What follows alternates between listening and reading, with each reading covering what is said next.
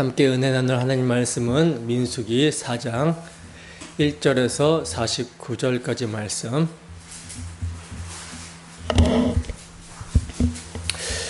49절만 함께 봉독하도록 하겠습니다. 시작.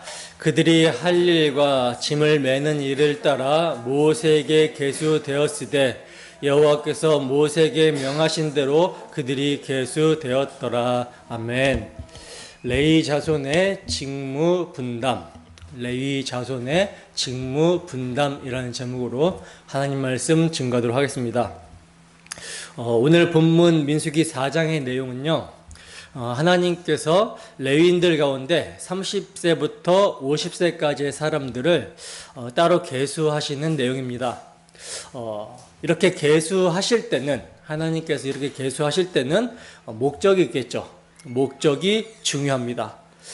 계수하시는 목적이 뭐냐? 그들에게 회막 봉사의 사명을 맡기시기 위해서예요. 그래서 회막 봉사의 직무를 각각 구체적으로 고핫 자손과 게르손 자손 그리고 무라리 자손에게 분담하여 나누어 주시고 있는 내용이 쭉 이렇게 나오고 있는데, 오늘 본문도 길기 때문에 크게 4단락으로 나누어 보면요, 첫 단락이 1절부터 20절까지 고핫 자손의 직무에 관한 내용을 다루고 있고요. 그리고 두 번째 단락은 21절부터 28절까지의 말씀인데 게르손 자손의 직무에 대한 내용이 나옵니다.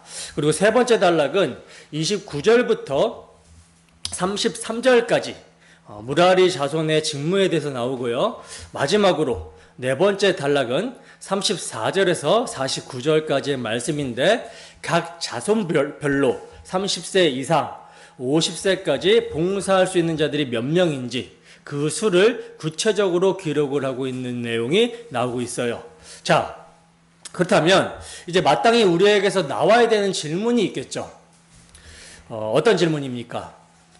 레위인들의 이 직무 부담이라는 내용이 과연 오늘날 교회인 우리에게 어떤 의미가 있으며 어떻게 적용이 되며 어떠한 적실성이 있는가라고 하는 질문이죠.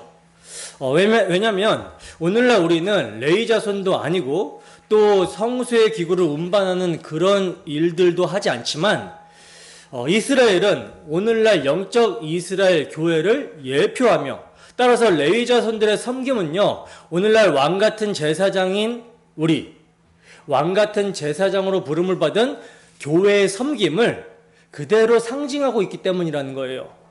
그러므로 지금 우리는요, 단순히 회막 봉사를 위해 레위 자손들이 몇 명이나 계수가 되었고 그들이 회막을 어떻게 봉사했는지, 어떤 구조로 회막을 운반했는지 파악하는 그런 역사 공부를 하려고 본문을 상고하고 있는 것이 아니라는 겁니다.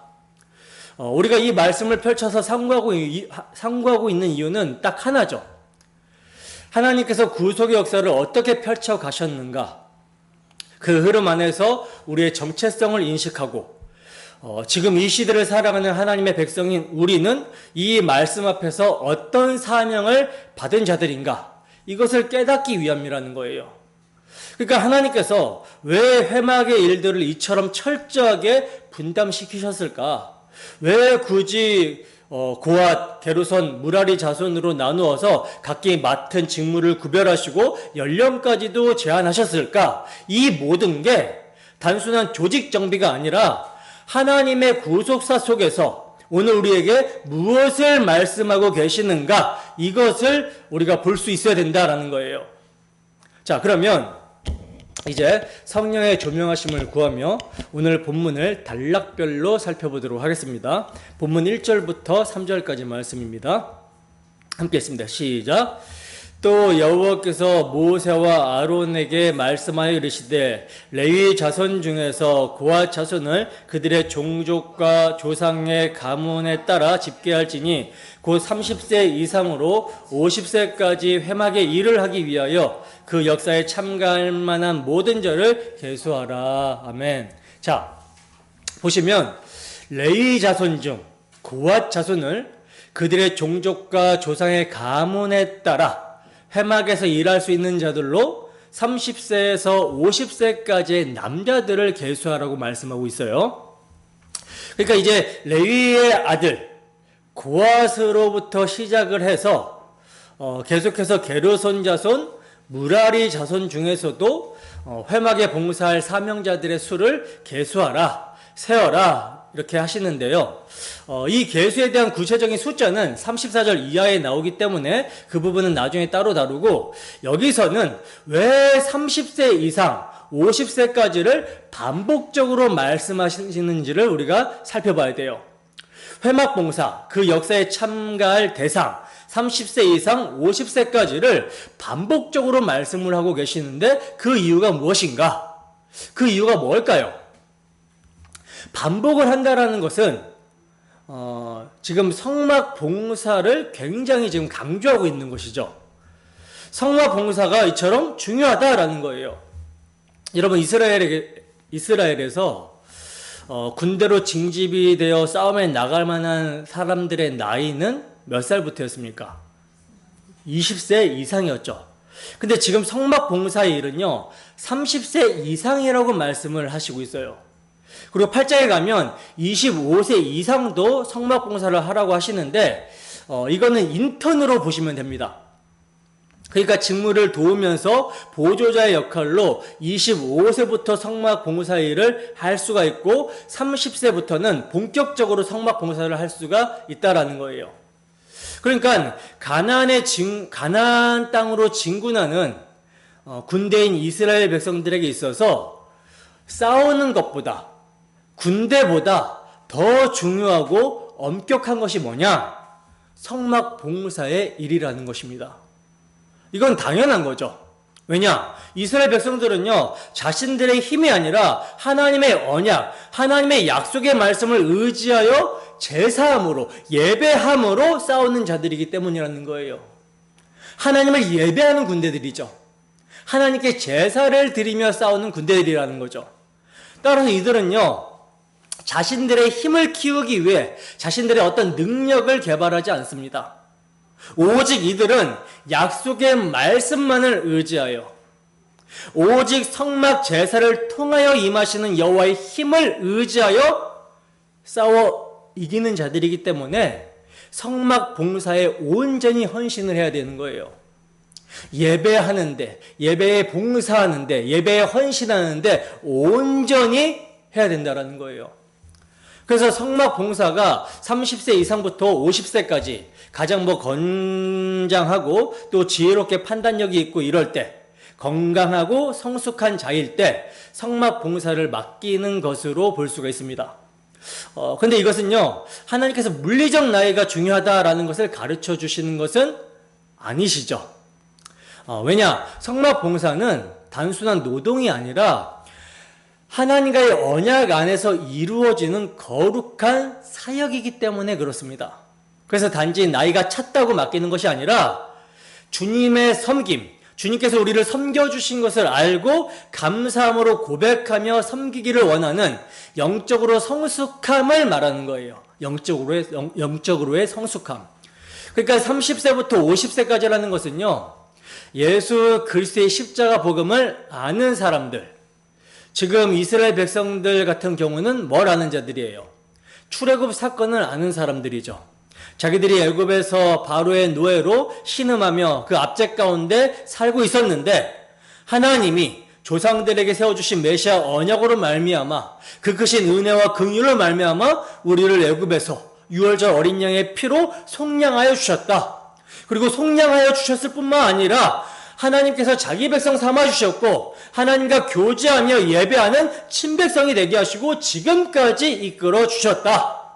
하나님께서 우리를 이렇게 섬겨주셨으니 내가 하나님을 섬기고 싶다라고 하는 영적으로의 그 성숙함, 이것을 가르쳐 주시기 위해서, 이런 사람들이 어떤 사람들이라는 것을 가르쳐 주시기 위해서 30세부터 50세까지라고 이제 표면적으로 말씀을 해주시고 있는 거예요.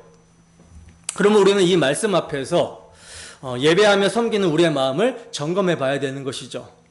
나는 참으로 나 같은 죄인을 구원하여 주신 우리 주 예수 그리스도의 십자가 사랑과 은혜를 아는 자로서 그 사랑과 은혜의 감격과 감사로 반응하고 있는가? 전심으로 주 하나님을 예배하고 있는가? 나 같은 죄인을 섬겨주신 하나님의 섬김을 알고 하나님의 피로 사신 지체를 감사함으로 섬기고 있는가? 아니면 그저 형식적으로 오늘도 수요일이고 오늘도 주일이고 하니까 그냥 예배당에 나와서 교제와 봉사는 마지못해 사람들의 눈치를 보면서 하고 이러한 행위를 통해서 그래도 나는 신앙생활을 하고 있다. 안주하고 만족하고 있지는 않은가? 여러분, 그리스도인은 자기 만족을 위해 사는 사람들이 아니죠. 하나님의 만족을 위해 사는 사람입니다. 하나님이 기뻐하시는 성수, 곧 은혜를 깊이 알고 감사함으로 섬기려는 마음을 가지는 것, 그것이 하나님이 원하시는 바라는 거예요. 근데 그 은혜를 모르고 그 은혜를 모른 채 성숙을 흉내내고 살고 있으면 어떻게 됩니까? 이것은 율법주의와 자기 공로로 반드시 흐르게 됩니다. 예배를 많이 드렸다고 봉사를 몇 번 했다고 그런 것으로 자랑하는 신앙은요, 결국 중심이 누구에게 있어요? 나에게 있는 거예요. 중요한 것은 하나님께서 우리에게 베풀어 주신 은혜를 기억하고 그 은혜가 우리를 섬김으로 이끄는 원동력이 되어야 된다는 것입니다. 그래서 우리는 항상 말씀을 자신에게 비추어 봐야 되는 것이고 기도도 늘 겸손히 주 앞에서 해야 되는 거예요. 주 앞에서. 사람들의 어떤 이목과 이런 것들을 통해서 외식하지 말고 정말 전심으로 주님께 집중해서 기도를 해야 된다는 거죠. 사람이 많아서 우리가 통성 기도를 할 때도 다른 사람의 기도 소리를 듣고 이러는 거가 아니라 정말 주님과 1대1과의 관계성 속에서 주님께만 온전히 집중할 수 있도록 내 마음이 주님께 온전히 설 수 있도록 그렇게 기도를 해야 된다는 거예요. 자, 본문 5절입니다. 함께 했습니다. 시작. 진영이 전진할 때 아론과 그의 아들들이 들어가서 칸막는 휘장을 걷어 증거궤를 덮고. 자, 보시면 진영이 전진할 때 아론과 그의 아들들이 들어가서 칸막는 휘장을 걷어서 증거궤를 덮고라고 말씀을 하고 있어요. 여기서 이제 칸막는 휘장이라는 것은요, 성소와 지성소를 구분하는 휘장을 말을 하는 거거든요. 지극히 거룩하신 하나님의 임재가 있는 곳에 죄인이 들어가면 죽기 때문에 막아놓은 칸막이 휘장입니다. 이것을 이제 아론과 그의 아들들이 들어가서 거두라고 하시는 거예요. 여러분, 고앗 자손의 직무는 이처럼 지극히 거룩한 물건들, 지성물들을 운반하는 일을 맡았어요. 성막 안에 있는 법궤, 분향단, 등잔대, 떡상 이런 것들을 운반하는 일을 고앗 자손들이 합니다. 자, 그런데 여기서 명심해야 될 금기 사항이 나오고 있는데 그게 뭐냐? 증거궤는요, 증거궤는 덮어서 보이지 않게 하라 이렇게 말씀을 합니다. 증거궤를 덮어라. 덮으면 안 보이겠죠. 근데 왜 이렇게 말씀을 하실까요? 보면 어떻게 되기 때문에? 죽기 때문이에요. 그냥 보면 죽습니다. 여러분, 증거궤라는 것은요, 하나님이 임재하시는 곳, 하나님의 발판이라고 말씀을 드렸었죠. 시은자라고 했잖아요. 시은자. 은혜를 베푸시는 자리. 하나님이 거기에 앉으시겠다, 자정하시겠다라는 거거든요. 그러니까 하나님의 보좌이며 은혜가 베풀어지는 곳이 증거궤, 언약궤인데 이것을 함부로 본다라는 것은 뭐예요? 하나님을 직접 대면하여 만난다라는 것과 동일한 의미가 되는 거예요. 근데 하나님을 만나고 살 자가 없다라고 성경은 증거하고 있죠.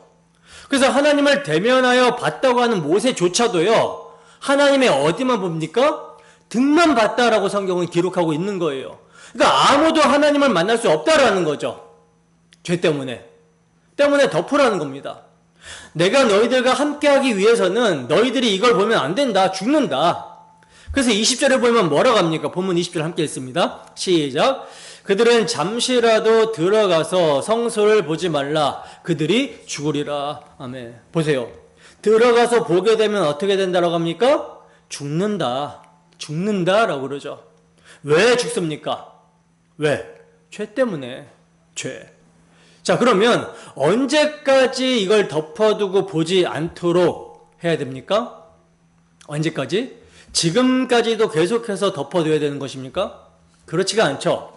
하나님께서 친히 휘장을 열어주실 때까지, 그때까지 덮여 있는 거예요. 그런데 이제 하나님과 죄인 사이를 가로막고 있었던 휘장이 어떻게 됐어요? 열려졌죠, 활짝. 언제, 어떻게 열려졌습니까? 예수 그리스도께서 십자가에서 자기 육체를 찢으셨을 때 성소의 휘장이 위에서부터 아래로 쫙 찢어졌어요. 휘장이 찢어졌다라는 것은 뭡니까? 이제 하나님과 죄인 사이를 가로막고 있었던 장벽이 무너졌다라는 거죠. 죄의 문제가 해결되었다라는 거예요.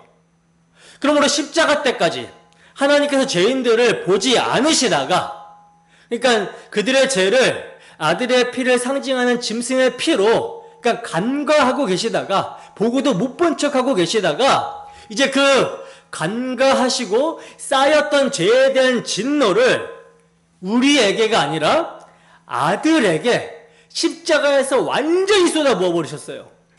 그래서 아들은 우리의 모든 죄에 대한 심판을 받아 피 흘리시고, 하나님과 죄인인 우리 사이의 벽, 휘장을 자기 육체로 삼아서 찢으심으로 말미암아 이제 하나님이 우리를 볼 수 있도록, 하나님과 우리가 만날 수 있도록 하신 것입니다. 아예 휘장 자체를, 울타리 자체를 없애버리신 거예요. 이게 여러분 얼마나 큰 은혜인지 아십니까? 이제 우리가요, 언제든지 예수의 피, 예수의 공로만을 의지하여 그 피를 믿음으로 하나님의 보좌 앞에 나아갈 수 있다라는 거예요. 하나님의 보좌 앞에 나아간다라는 의미가 어떤 의미입니까? 이렇게 우리가 하나님을 예배할 수 있다라는 거죠. 그리고 개인적으로는 여러분들이 기도할 때 하나님의 보좌, 하나님이 계신 곳, 그 존전에서 하나님께 아뢰일 수 있다라는 거예요. 하나님과 교제할 수 있다라는 것입니다. 이건요, 정말로 말로 표현할 수 없는 엄청난 특권이에요, 특권. 근데 이 특권을 사용하지 않으면 정말로 어리석은 것이죠.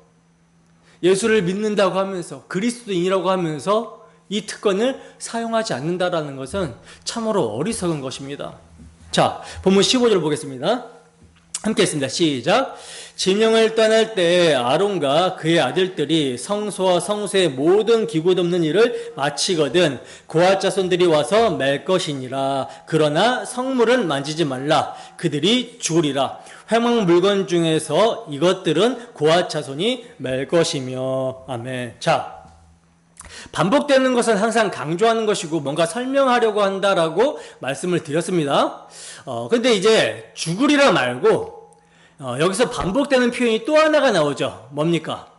맬 것이다 라고 하는 표현입니다. 그래서 맬 것이다 라는 표현을 지금 좀 살펴볼 텐데, 고앗 자손들은요, 이 지성물을 매는 사람들이라는 거예요. 맨다라는 것은 어깨에 맨다라는 건데, 조금 이따 설명드리겠지만 게르손 자손하고 무라리 자손도 맬 것이다 라고 하는 표현이 나와요. 표현이 나오지만 그들은 어깨에 매는 것이 아니라 수레에다가 소 4마리 이렇게 해서 메고 가도록 하는 거거든요. 근데 고앗 자손은 자신들이 맨다라는 겁니다. 여러분, 언약궤를 매라라는 이런 말씀을 들으면 생각나는 사건이 있죠. 언약궤를 매라라는 말을 들으면 생각나는 사건, 어떤 사건입니까? 우리가 사무엘 하에서 배웠는데 기억이 안 나시죠? 그죠? 다윗이 하나님의 언약궤가 방치되어 있는 것을 보고 예루살렘으로 옮기려고 했을 때의 사건입니다. 다윗이 하나님의 언약궤를 예루살렘으로 옮기고자 했을 때 어떻게 옮기려고 했냐면요, 새 수레를 만들었어요. 정성을 들인 거죠. 새 수레를 만들어다가 거기에다가 언약궤를 싣고요, 그리고 그뿐만 아니라 정예 부대, 정예 군대를 3만 명을 동원합니다. 그래서 마치 언약궤를 호위하듯이 옮기려고 했어요. 뭔가 있어 보이고 새롭고 번듯한 모습으로 하나님의 궤를 옮기려고 했다라는 거죠. 다윗은요, 이것이 하나님을 공경하는 길로 여겼습니다. 하지만 결과는 어땠어요? 참담했죠. 언약궤를 옮기는 도중 소가 뛰었고 그 언약궤의 수레가 흔들리게 되자 어떻게 돼요? 수레에 실려있던 언약궤가 떨어지려고 하는 거예요. 그래서 울사라는 사람이 언약궤가 떨어지려고 하니까 언약궤에 손을 대서 못 떨어지게 붙잡았어요. 그러자 어떤 일이 일어납니까? 울사가 그 자리에서 직사합니다. 민수기의 말씀대로 그대로죠. 보면 죽고 만지면 죽는다라고 하는 말씀이 그대로 이루어진 거예요. 그 사건 이후 다윗이 이렇게 고백합니다. 역대상 15장 13절 말씀입니다. 함께 했습니다. 시작. 전에는 너희가 매지 아니하였으므로 우리 하나님 여호와께서 우리를 찢으셨으니 이는 우리가 규례대로 그에게 구하지 아니하였음이라 하니. 아멘. 자, 우리가 하나님의 말씀대로 하지 않았기 때문에, 매지 않았기 때문에 하나님께서 우리를 찢으셨다. 여러분, 우리는 이 다윗의 표현을 통해서 뭘 알아야 되냐면 하나님의 마음을 파악할 수 있어야 되는 거예요. 하나님의 어떤 마음이 드러납니까? 자, 다윗이 매지 아니함으로 하나님이 찢으셨다라고 했어요. 그 말은 하나님께서 우리가 당신의 말씀대로 매기를 원하셨다라는 거죠. 소가 매는 것을 원하지 않았다. 하나님이 소하고 교제하려고 우리를 만드셨습니까? 하나님께서 언약궤를 왜 만드셨겠어요? 소야 들어와라, 내가 휘장을 열어주겠다, 이게 아니라는 거죠. 내가 너희들과 함께 교제하겠다라는 건데 다윗은 그것을 모르고 소의 언약궤를 메어서 옮겨버렸으니 하나님께서 원치 않으셨다라는 것입니다. 여러분, 우리는 하나님의 마음을 잘 알아야 됩니다. 새 것이 좋고 비싼 것을 하나님이 원하시는 것이 결코 아니라는 거예요. 모든 것이 하나님의 것이잖아요. 우리 자신조차도 하나님의 소유입니다. 그러니까 우리에게 주어진 모든 것이 하나님의 소유예요. 그렇기 때문에 하나님께서는요, 뭘 원하시냐? 하나님께서는 당신의 말씀대로 순종하기를 원하시고 그리하여 당신과 교제하기를 원하신다라는 거예요.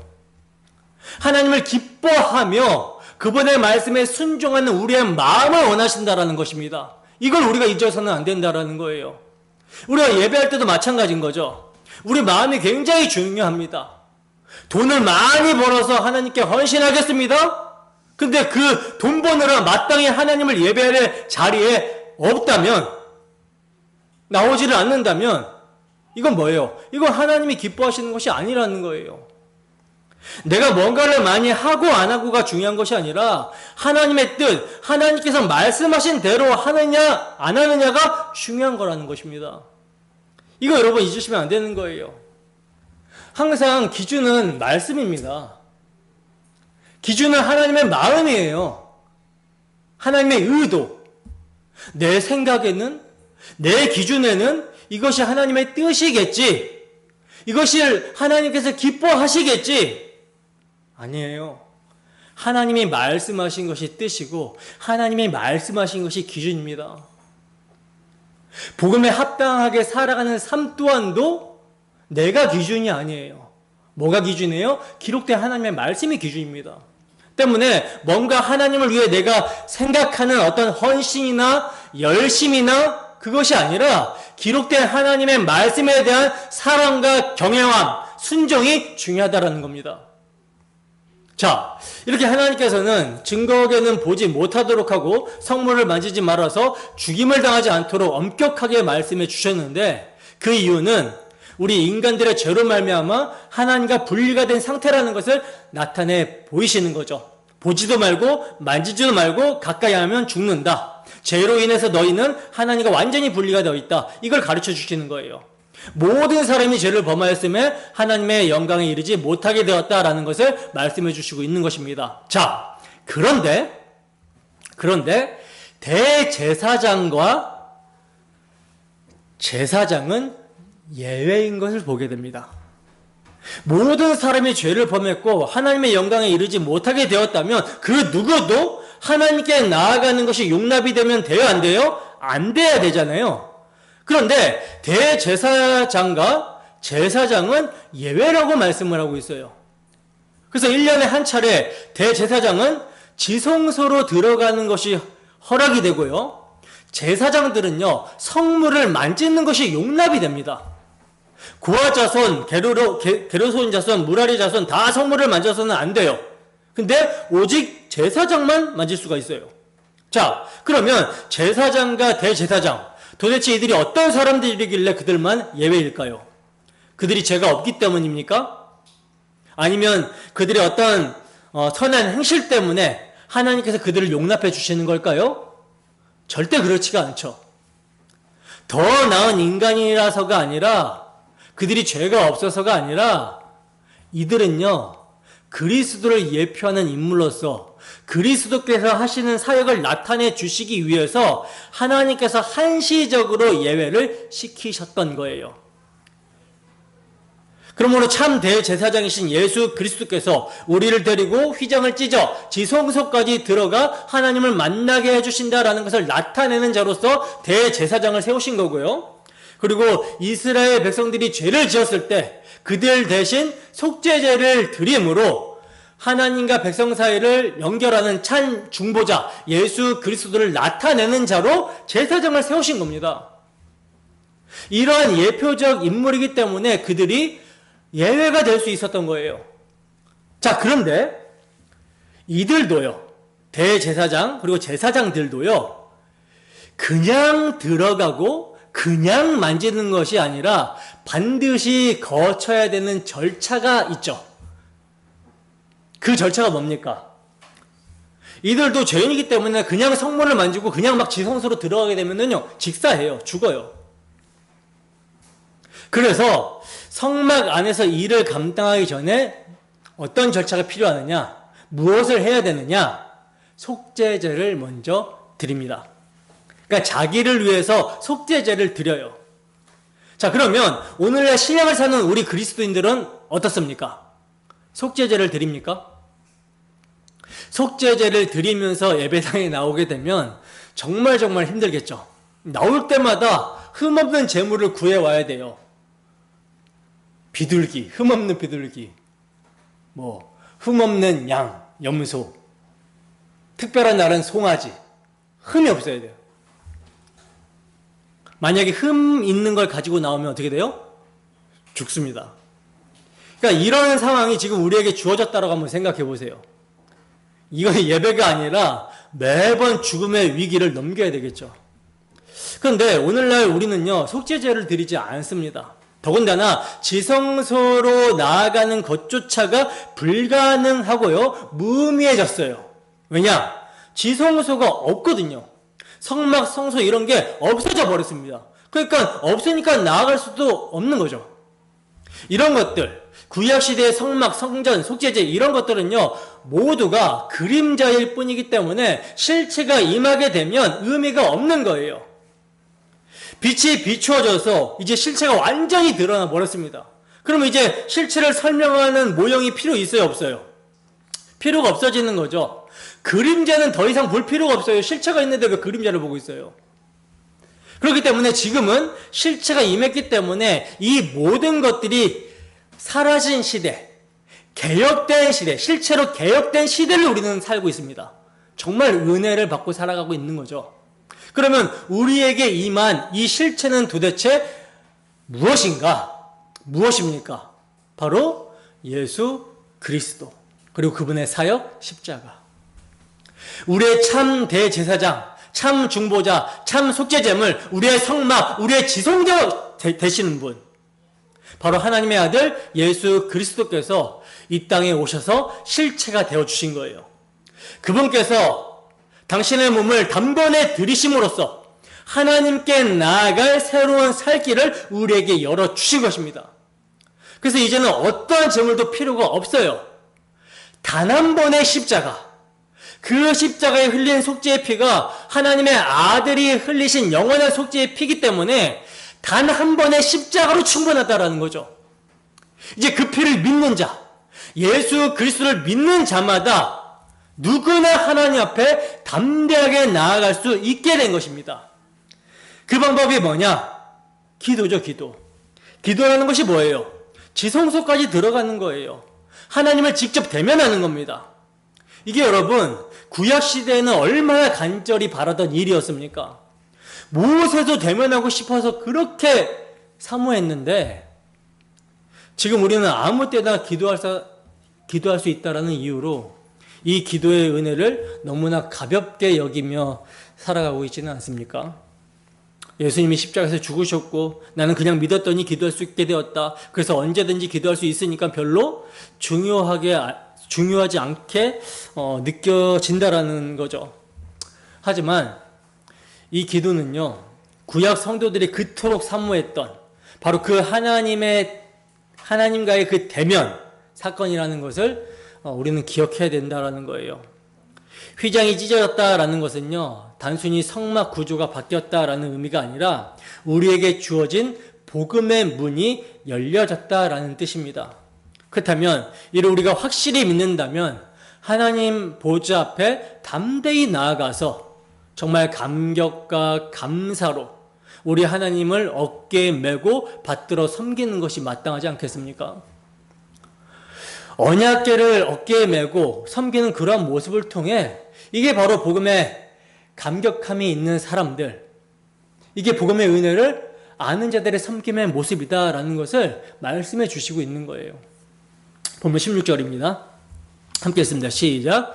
제사장 아론의 아들 엘르아살이 맡을 것은 등유와 태우는 향과 항상 드리는 소제물과 관유이며 또 장막 전체와 그 중에 있는 모든 것과 성소와 그 모든 기구니라. 아멘. 자, 여기서는 이제 고아 자손의 감독 우두머리를 언급하고 있어요.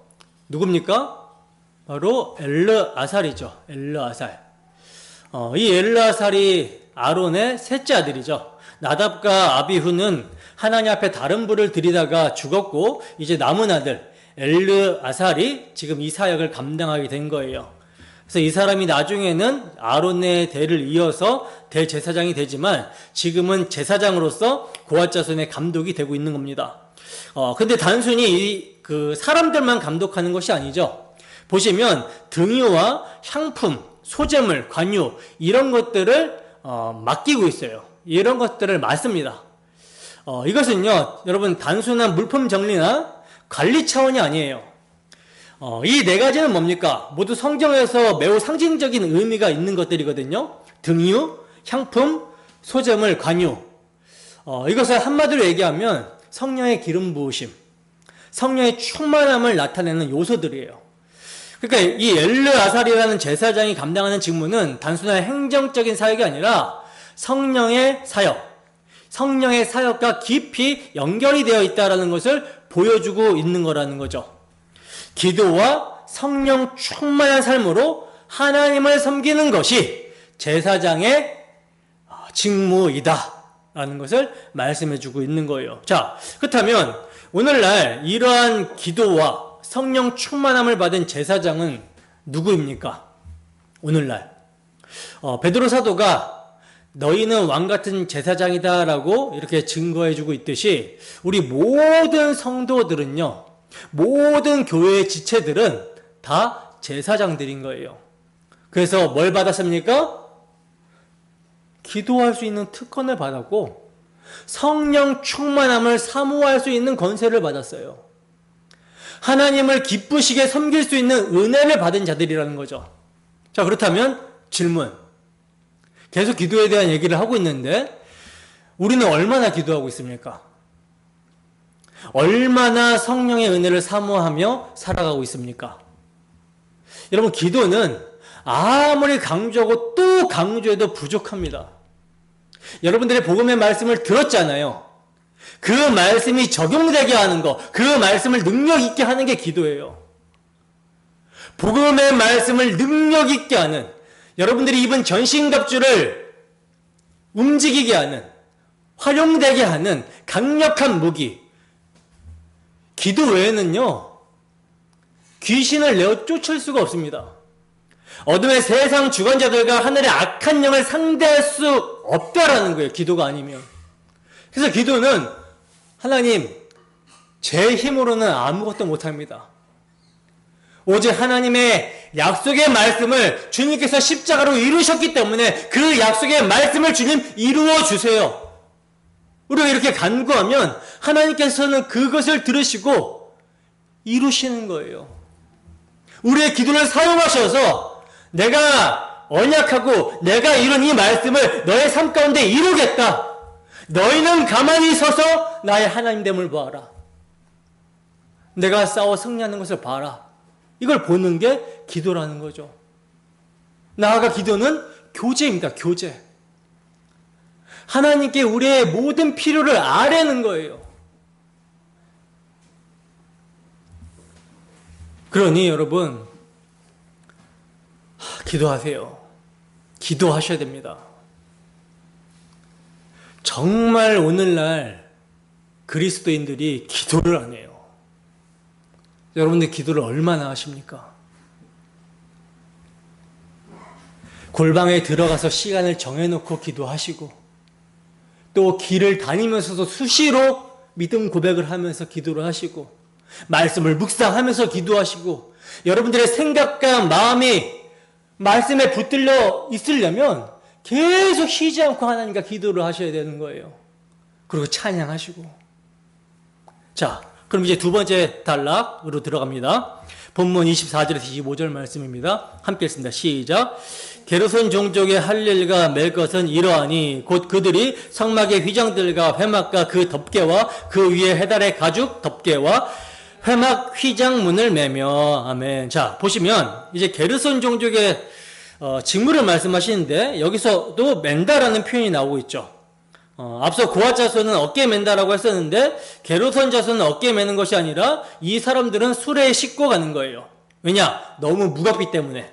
자, 그러면 게르손 자손의 직무가 구체적으로 무엇인지 보면 뭡니까?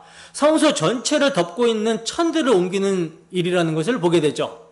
그래서 성막이 치는 휘장, 성막을 덮는 4개의 덮개, 또 회막 휘장의 문, 뜰의 휘장, 뜰의 휘장문 또 거기에 딸린 줄, 일하는 데 필요한 모든 기구를 어떻게 하라? 매라고 합니다.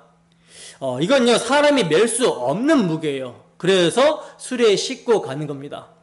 자, 그리고 28절을 보면 감독하는 사람의 이름이 나오고 있는데 그 사람의 이름이 누구라고 그러죠? 제사장 이다말이라고 그러죠. 근데 흥미로운 것은요, 이 이다말이 무라리 자손도 감독한다라고 하는 점이에요. 그러니까 두 자손을 동시에 감독하는 제사장이 이다말입니다. 반면 고핫 자손은 엘르아살이 감독하죠. 자, 그럼 이런 맥락에서 세 번째 단락을 봅시다. 본문 30절에서 31절 말씀 함께 읽습니다. 시작. 그들이 직무를 따라 회막에서 할 모든 일, 곧 그 맬 것은 이러하니 곧 장막의 널판들과 그 띠들과 그 기둥들과 그 받침들과 뜰 둘레 기둥들과 그 받침들과 그 말뚝들과 그 줄들과 그 모든 기구들과 그것에 쓰는 모든 것이라. 너희는 그들이 맡아 맬 모든 기구의 품목을 지정하라. 아멘. 자, 보시면 이제 무라리 자손의 직무를 말씀해 주시고 있는데 무라리 자손들은 더 무거운 것들을 옮기죠.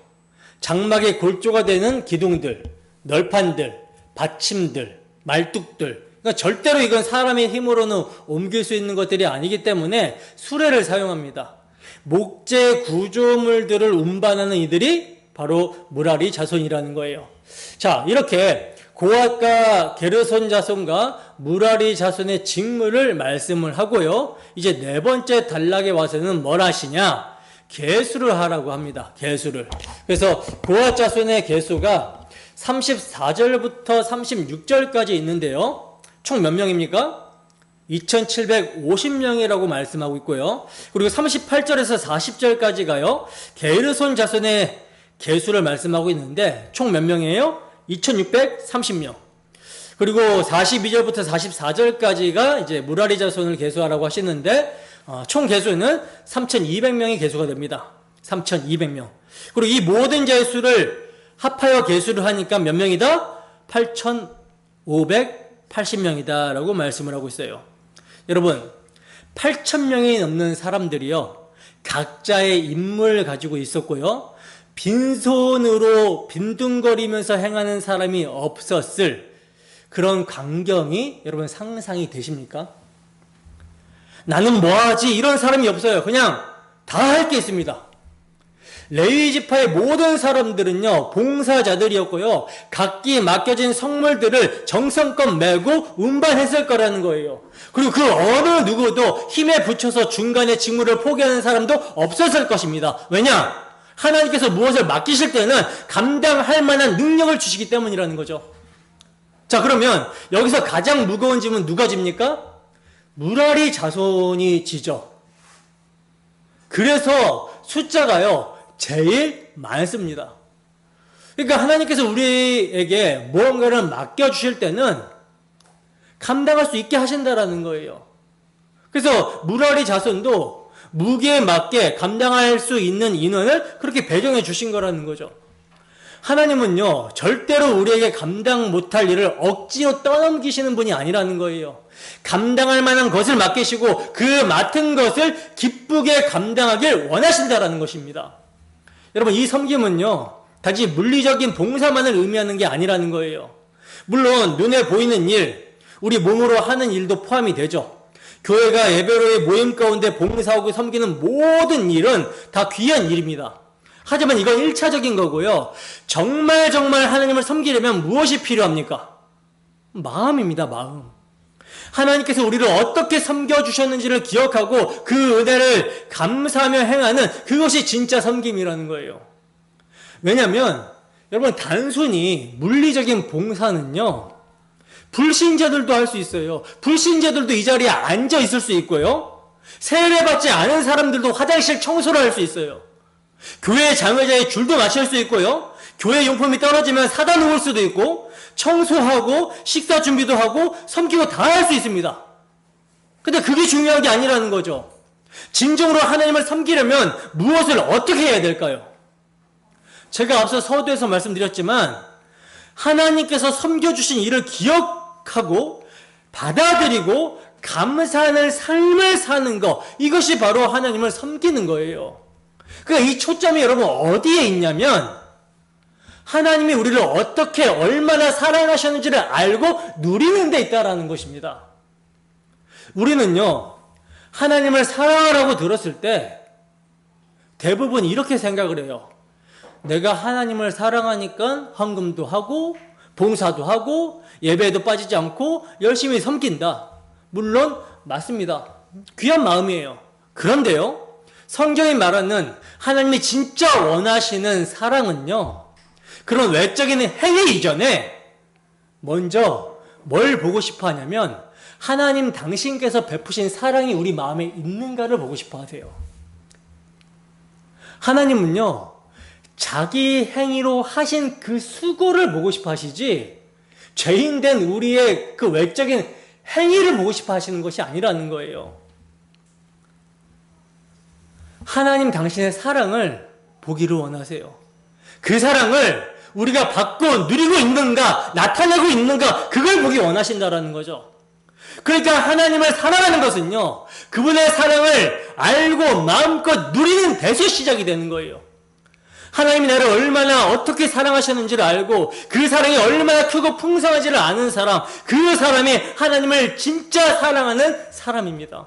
왜냐하면 그 사랑을 받은 사람은요, 자기도 모르게 반응하게 되어 있거든요. 여러분 생각해 보세요. 정말 마음 깊이 하나님의 사랑을 알고 그 사랑이 마음 가운데 밀려 들어와서 감격이 있는 사람들은요, 주님의 사랑으로 인한 감격이 막 밀려 들어올 때는요, 내가 좀 더 헌신해야지, 좀 더 드려야지, 이런 계산을 절대로 안 합니다. 절대로 안 해요. 그냥 드리고 싶은 거예요. 그냥 섬기고 싶은 거예요. 그게 사랑입니다. 그게 예배예요. 그게 하나님이 원하시는 섬김의 모습이라는 거죠. 때문에 만약 우리가 섬김의 현장에서 지치고 기도하면서 힘들고 봉사하면서도 왜 나만 해야 되냐라고 하는 그런 마음이 들기 시작했다면 그것은요, 단지 일이 많아져서가 아니라 복음의 감격이 흐려졌다라고 하는 사인입니다. 그러면 이럴 때는 뭘 해야 되는 거예요? 십자가 앞으로 다시 나아가야 되는 거예요. 사실 우리의 평생의 신앙생활은요, 십자가 앞으로 나아가는 겁니다. 하나님이 나를 먼저 섬겨주셨다라는 사실, 나 같은 죄인을 위해 독생자 예수 그리스도를 내어주셨다라고 하는 그 은혜와 사랑, 그걸 다시 붙드는 거예요. 날마다 붙드는 거예요. 그 사랑이 계속해서 심령이 부어져야 우리가 섬김을 기쁨으로 감당할 수가 있게 되는 것입니다.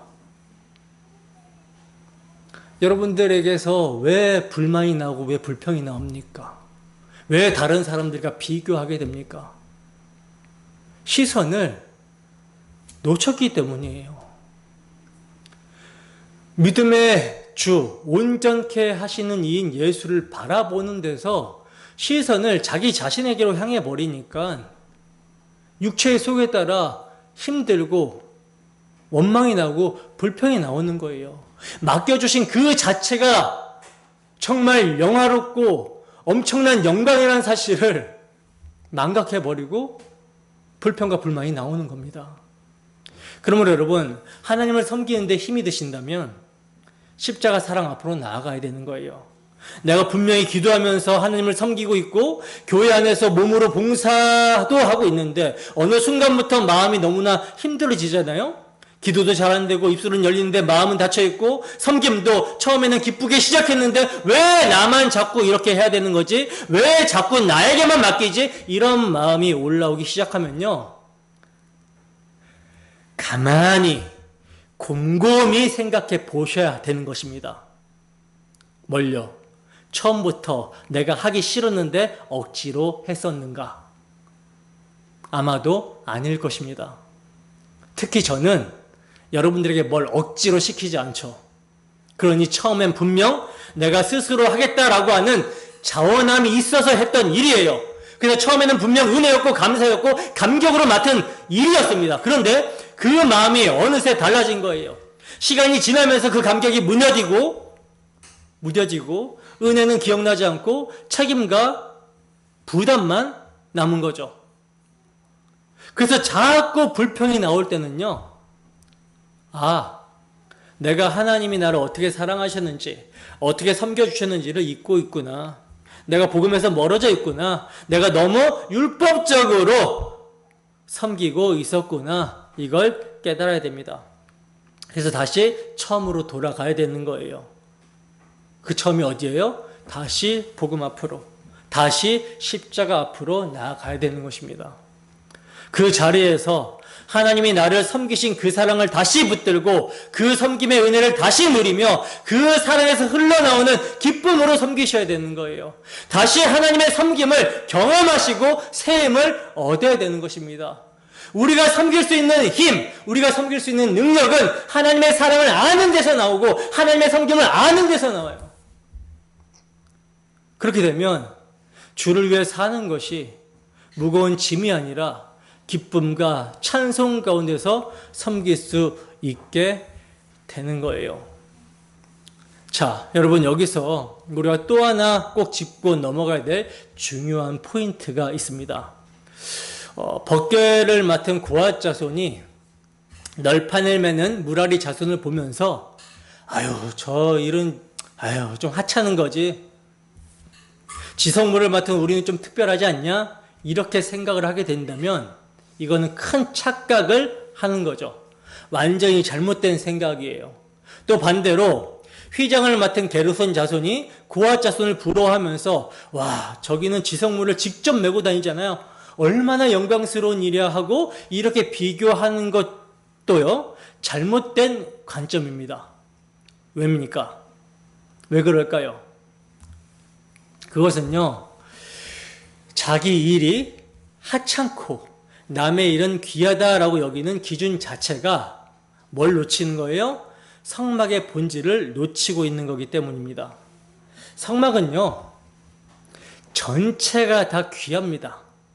성막은 단순한 건물이 아니라고 말씀을 드렸죠. 성막은 누구를 상징한다 그랬어요? 바로 우리 구주 예수 그리스도와 그의 몸된 교회를 상징한다 그랬죠.